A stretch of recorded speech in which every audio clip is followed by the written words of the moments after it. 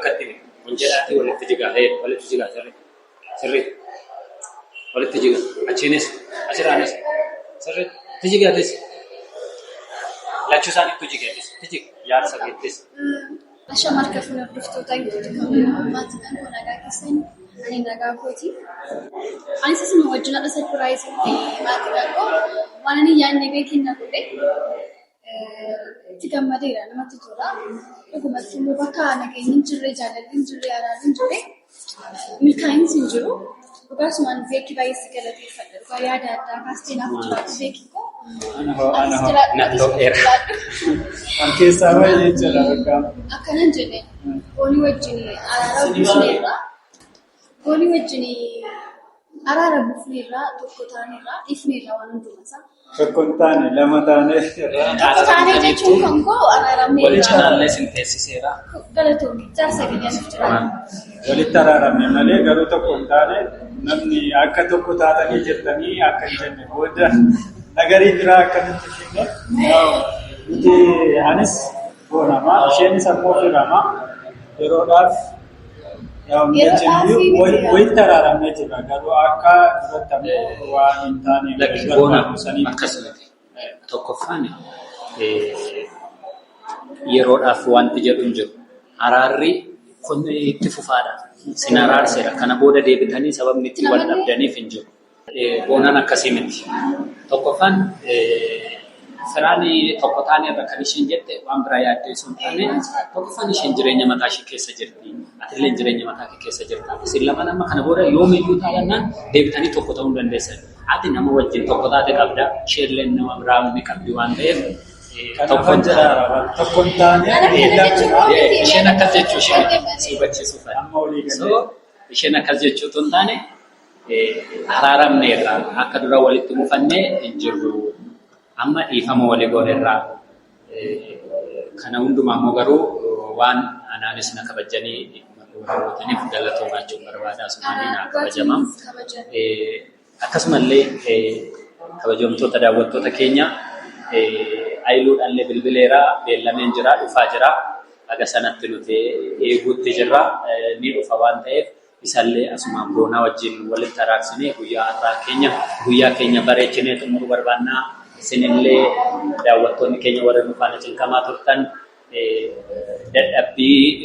bu'aa dadhabbii keenya asumaan kan argitan ta'a waan ta'eef dadhabbii yeroo dheeraa boodadha isaan kanneen walitti araarsuu danda'e waan ta'eef muffiin gara lachuuyyuu jira ture boonaa biras jira ture ayiluu biras jira ture so ammoo isaan walitti fidee walitti araarsuudhaaf dadhabbii yeroo dheeraa booda har'a isa xumuraati waan ta'eef har'aa asitti walitti araarsinee isaanillee kana booda tokko ta'anii hojii babbareedaallee akkasii hojjetan tokko ta'anii akka kaleessa jaalala kaleessaatti akka itti fufaniin barbaada waan ta'eef isinillee galatoomaa warri hagammaan faana dadhabaa turtanii yaada warri nu cinaa dhaabbachaa turtan walitti araaramanii jechaallee kan turtan amma asumaatiin ayiluu yerootti eegnuudha waan ta'eef ayiluun dhufaa jira kacarraaf nu ala ga'eera.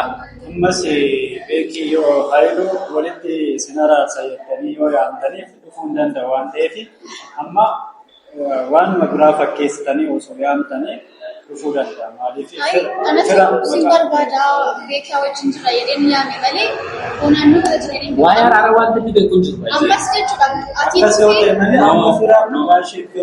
wanti inni beeku hin jiru.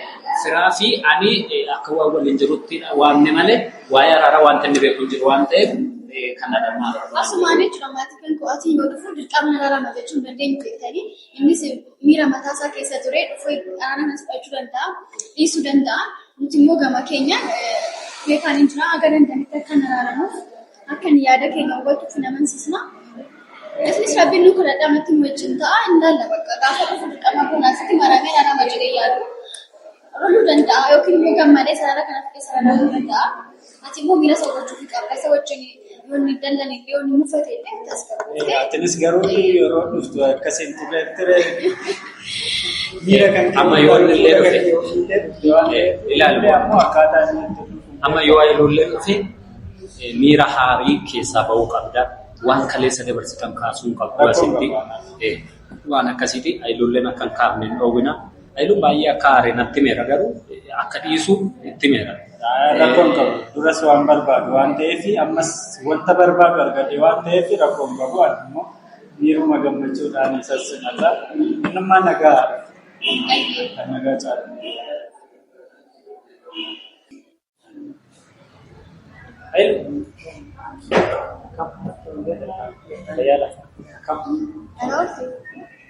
Kota sini. Hollar bitai ka, ini bonus lebih sih mana? Lebih kota seram tay.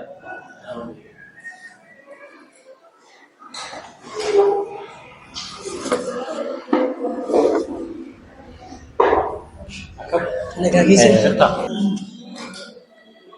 Ailo ne wamicha keenya kabajjee baga dhufte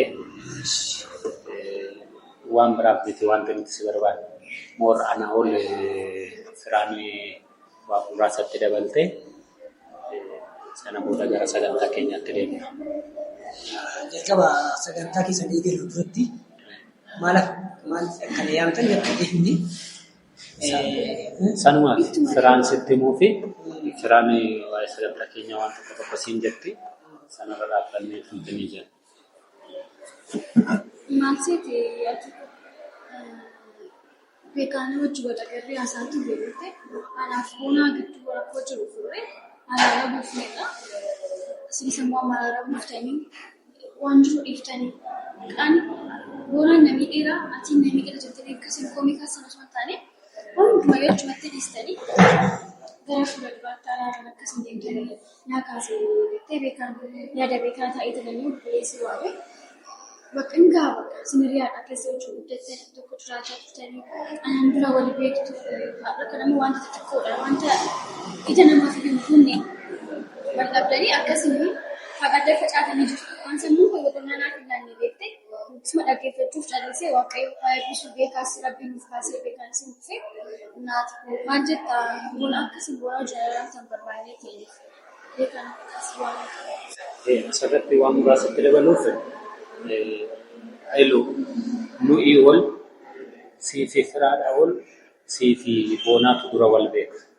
Firaallee yoo ta'e yoo bartan yoon sin jedhu atii fi boonaachuun nama ijoollummaa kaasanii waliin guddatanidha. Ilmi namaa kamiyyuu ilmi dhiiraa hin jaalata. Yoo rabbi gargaare immoo ni fuudha. Kanaaf jaalallee gaafa godhannu immoo hiriyaa keenya waliin guddanne sana mufachiifne haalli jiru sirriidha nama mufachiisa sii ol boonaan iyyuu mufachuu qaba ture kanaaf amma immoo wanni jiru isin lamaan walitti qabamuu qabdanii sababa firaatiif jettanii isin lamaan walitti mufachuu qabdanii araara buusuu qabdu rabbillee kan jaalatu namnillee kan jaalatu araarri immoo guddummaadha malee dhiifamallee yoo goote. Dhiifamallee yoo gaafatte guddummaa mul'isa malee kuni gadaamtummaan sitti dhagahamuu qabu. Sababa sanaatiif sababa firaaf jettanii waan wal loltaniif hin jiru araaramaa boonaallee asofsiiseera. Ani kanan sitti mul'iseef yoo waan kana sitti kaase tariitii dhufuu dhiista laata waan jedhuun mari'annee turanii fi firaan akkasumatti waamna jennees waamne. Kanaafiyyuu araara buusaa araaramuu rabbi jaalataa asiniin jechuudha. Kanaaf si waamna. Akkas jechuun gaariidha.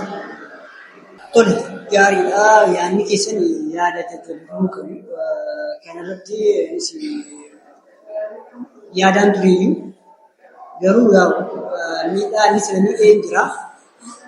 Inni sana miidhee isin beekti beektan jiru waan ta'eef kanaan dura beekii yaadni hiriyaa baay'ee hojjetu ture. Waan baay'ee wajjin dabarsine wanta salphaa kanaatiin ta'uu tureyyuu akkuma jettee firaan dhiyeenya kana wal barreeffamanii kanaan dura wal beeknu maal jechuu barbaade har'a iddoo kanatti wanti argamnee fi na kabajjee akkas kunuuntan kee waan gaariidha. Garuu inni sirraa sirraa'uu danda'a. No, maal jechuun barbaade seete tokkoffaan waan kaleessa dabarsitan sana hamma kaastanii akka ittiin hintini jettanii miti. irra deebitanii miidhama kaleessaa kubbii kaleessaa sana akka walitti kaastanii miti. Waan baay'ee haasofneef boonaa fi firaa walitti araarsuuf waan baay'ee bu'aa baay'ee baay'ee. Dhimma kanas immoo akkatti walitti fiduudhaaf ani akkasitti adda baasee guyyaa har'a araara siin jechuu baadhus walitti araaramaa jedhee yeroo baay'ee si kadhachaan ture siinis boonaallee kadhachaan ture. Kadhaa kosana rabbiillee dhaga'ee har'a isaan lamaan illee walitti araarfachuu danda'eera. Inni nuwaaf immoo isin lamaan walitti araarsee har'a akkatti hin galu siifi Hayiluus walitti araarsuun qabaa jedhanii tanii gara kana kan dhufneef jechuudha. Kanaaf isinillee boonaanis kanaan booda jireenya mataa isaa eegaleera. Isinillee jireenya mataa keessanii eegaltaniiru. Boonaan sababni inni jireenya mataa keessanii keessa seenee isin jeequuf hin jiru. Isinis immoo sababni jireenya isaa keessa seentanii jeeqxaniif hin jiru. Kaleessi kan darbeera. Har'a garuu bifa haaraadhaan jireenya haaraa eegaltaniitu waan ta'eef waliin jeeqina garuu hiriyyummaan keessan akkuma kaleessaatti dhaafuun jedha. Sababni isaa maaliif seete? Isin hiriyoota yeroo dheeraati. Yeroo dheeraa kaleessa dheengadda waliin turtan.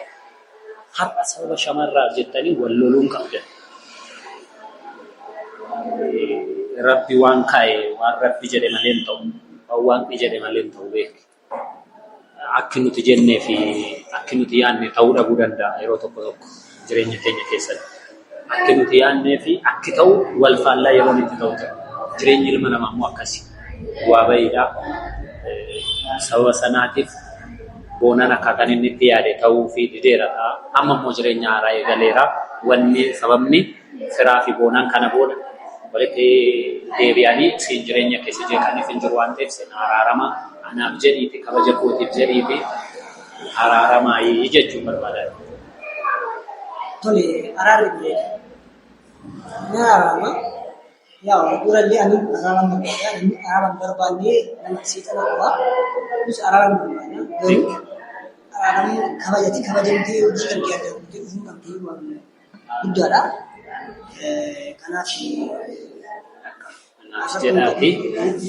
anaaf jedhaati dhiifama walii godhaati ka'aatii walitti jigaati fagammachuudhaan walitti jignee walitti jigaa wal jedhaati akkatti no akkatti wal jedhaati walitti jigaa walitti jigaa sirrii walitti jigaa achiinis asirraanis sirriitti jigaatis. Lachuu isaaniitu jigeetis, yaadsa geettis. Addaan lawuu jalqabee jecha. Asumatti wal kanaaf amma bakka tokko baanee laaqanas ta'u waa waliin nyaannee. Amma seetuyyuu bar araara dursina jennee malee silaayyuu bunas taanaaniin kan jiru ammoo.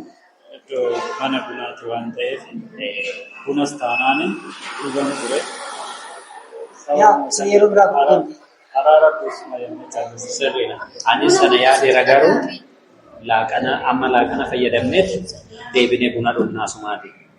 Laaqana baanee fayyadamnee deebinee asumaa buna dhugnaa.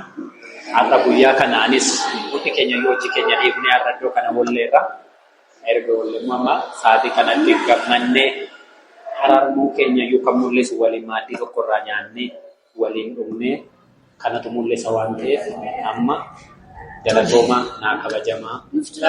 Saniin duratti ani waan tokko jechuun inni amma ifamaa jedhee dubbachuu danda'a. Wanta daraa isaa keessa jiru maaltu akka ture wanti baasee nutti dubbate hin jiru waan ta'eef amma araara kan kun isa gammachiiseera moo isan gammachiisne kan jedhullee baay'ee otoo dubbatee bareeda. Amma ani araara kanatti itti gammadeera.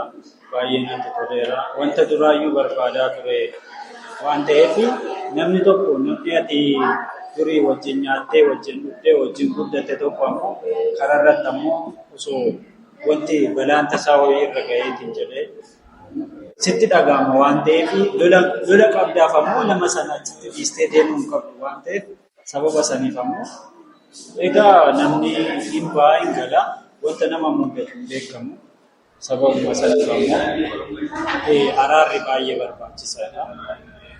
Sanaaf yaana akka araarsitee baay'ee galatoomii aateessis baay'ee galateeffachuun barbaada. Wanta kana walitti fidee waan walitti nu araarsiteef baay'ee galatoomsiin jedha. Ati dhugumaan nama guddaadha.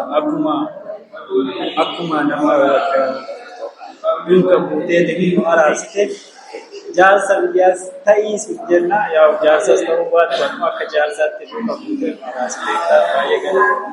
Baay'ee si galateeffata.